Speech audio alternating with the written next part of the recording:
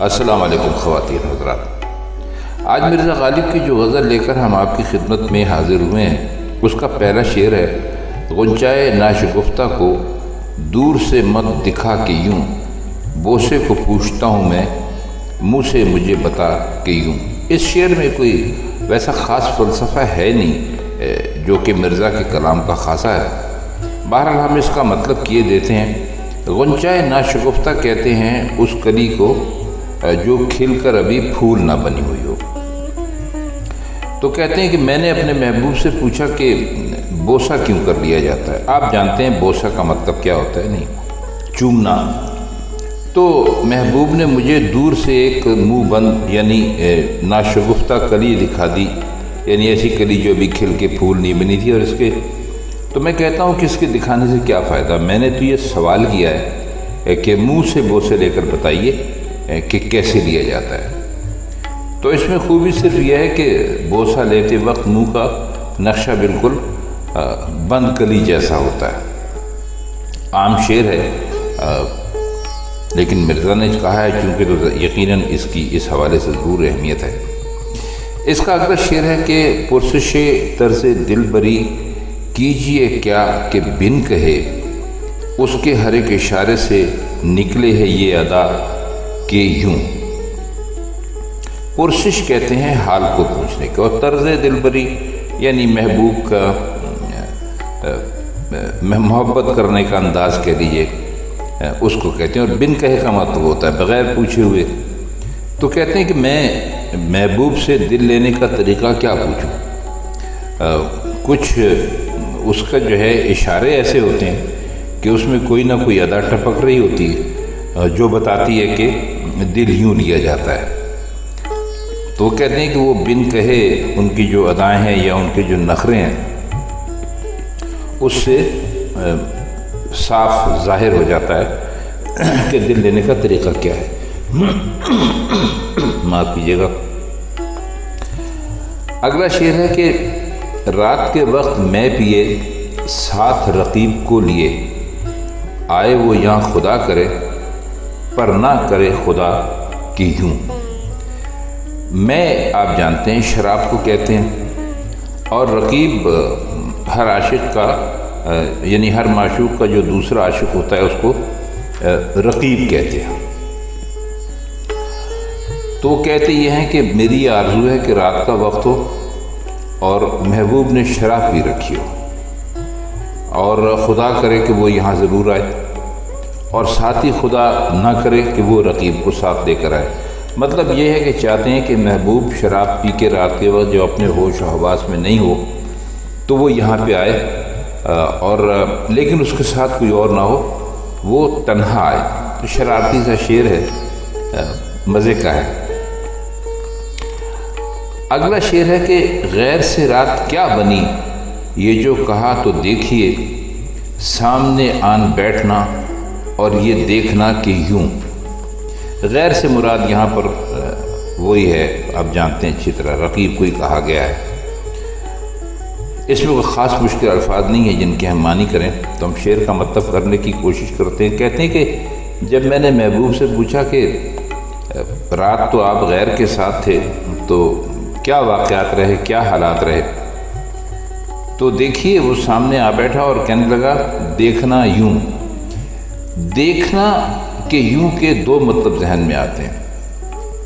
پہلا تو یہ ہے کہ غصے سے عاشق کی طرف دیکھنا، مقصد یہ تھا کہ تم نے ہم سے ایسا گستاخانہ سوال کیوں پوچھا، اور دوسرا یہ کہ محبوب نے ڈھٹائی اختیار کی اور سامنے بیٹھ کر کہا کہ یہ صورت پیش آئی تھی، گویا بے حجابی اور بے تکلفی کی صورت تھی محبوب کے اور ان کے درمیان۔ اگلا شعر ہے کہ بزم میں اس کے روبرو کیوں نہ خاموش بیٹھیے، اس کی تو خاموشی میں بھی ہے یہی مدعا کہ یوں۔ اور کہتے ہیں کہ بزم تو آپ جانتے ہیں محفل کو کہتے ہیں، اور مدعا کہتے ہیں مطلب کو۔ تو اس میں کوئی خاص مشکل الفاظ نہیں ہے جن کے ہم معنی کریں، اور اس کی کوئی تشریح بھی بہت لمبی چوڑی نہیں ہے۔ وہ کہتے ہیں کہ بزم میں محبوب کے سامنے چپ بیٹھنے کے سوا ہمارا کوئی چارہ نہیں ہے۔ تو وہ خود چپ بیٹھا ہے، اس کا مطلب یہ ہے کہ وہ کسی اور کو بھی کچھ نہیں بولنا چاہیے، اس لیے ہم بھی خاموش ہیں، اس کے علاوہ کوئی چارہ نہیں۔ میں نے کہا کہ بزم ناز چاہیے غیر سے تہی، سن کے ستم ظریف نے مجھ کو اٹھا دیا کہ یوں۔ بزم ناز کا مطلب ہے کہ وہ محفل کا سردار، وہ جس پر پوری محفل فخر کرے، مطلب مراد ان کی اپنے محبوب سے ہی ہے۔ تو کہنے لگے کہ میں نے اس سے کہا کہ غیر سے تہی ہونی چاہیے، یعنی مطلب غیر کو نہیں ہونا چاہیے آپ کی محفل میں۔ تو اس نے، ستم ظریف کہتے ہیں وہ شخص جو ظلم بھی کرے اور اس میں بھی ظرافت کا پہلو نہ چھوڑے، یعنی ہنسی مذاق اس کے ظلم کے دوران بھی ہو۔ تو جب انہوں نے اپنے محبوب سے کہا کہ یہ یہاں پر غیر لوگوں کو نہیں آنا چاہیے، ان کو یہاں سے نکال دیں، تو انہوں نے ان کو وہاں سے نکال دیا اور کہا کہ اچھا آپ چاہتے ہیں کہ یوں ہو جائے؟ تو بس مذاق ہی تھا ایک طرح کا۔ اچھا اب اس کا اگلا شعر دیکھیے کہ مجھ سے کہا جو یار نے جاتے ہیں ہوش کس طرح، دیکھ کے میری بے خودی چلنے لگی ہوا کہ یوں۔ بے خودی کا مطلب ہوتا ہے اپنے آپ میں نہ رہنا، اور یار انہوں نے اپنے محبوب کو کہا ہے۔ تو کہتے ہیں کہ وہ میں نے محبوب سے کہا کہ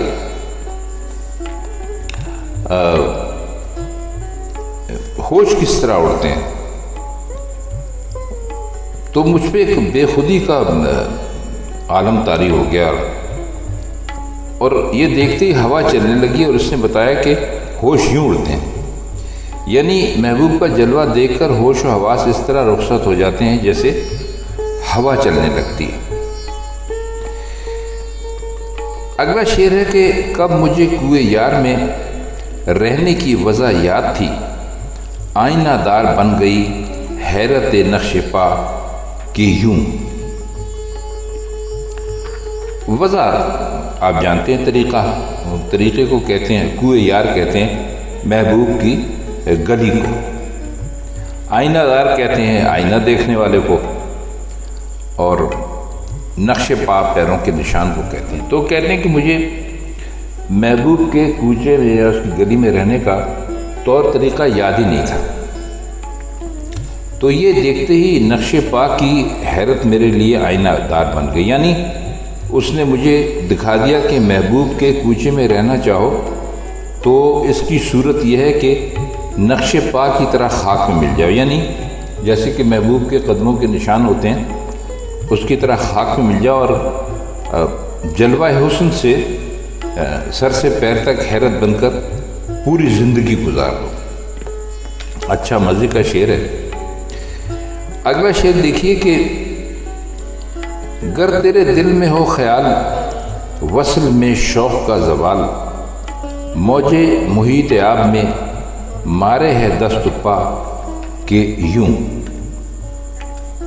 آپ اچھی طرح جانتے ہیں کہ وصل کہتے ہیں ملاقات کو، اور موجے محیط آب سے ان کا مطلب ہے سمندر کی لہر۔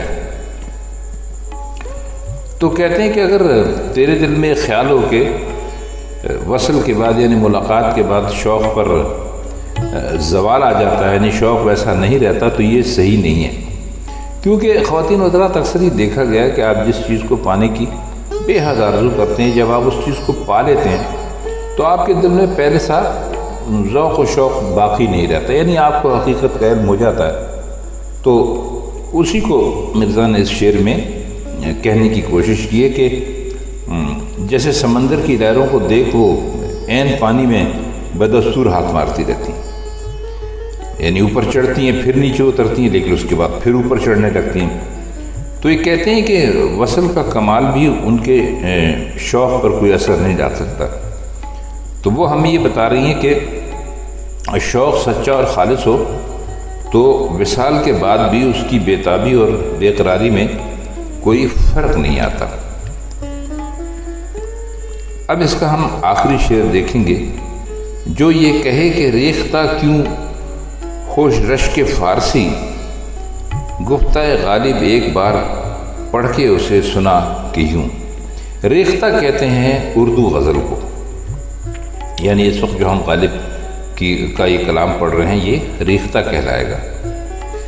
اور وہ کہتے ہیں کہ اگر کوئی شخص کہے کہ اردو کی غزل کیوں کر فارسی کے لیے باعث رشک ہوتی ہے، تو اسے ایک بار غالب کے کہے ہوئے اشعار سنا دے، ساتھ ہی یہ کہہ دے کہ ایسے شعر واقعی فارسی کے لیے باعث رشک ہوتے ہیں، یعنی گفتہ غالب ایک بار پڑھ کے اسے سنا کے یوں۔ اگر کوئی کہے کہ جی ریختہ یعنی اردو کی غزل فارسی کی غزل سے کیسے بہتر ہوتی ہے، تو اسے غالب کا کلام کوئی بھی کلام غالب کا سنا اور پھر اس کے بعد اسے کہہ کے یوں بہتر ہوتی ہے۔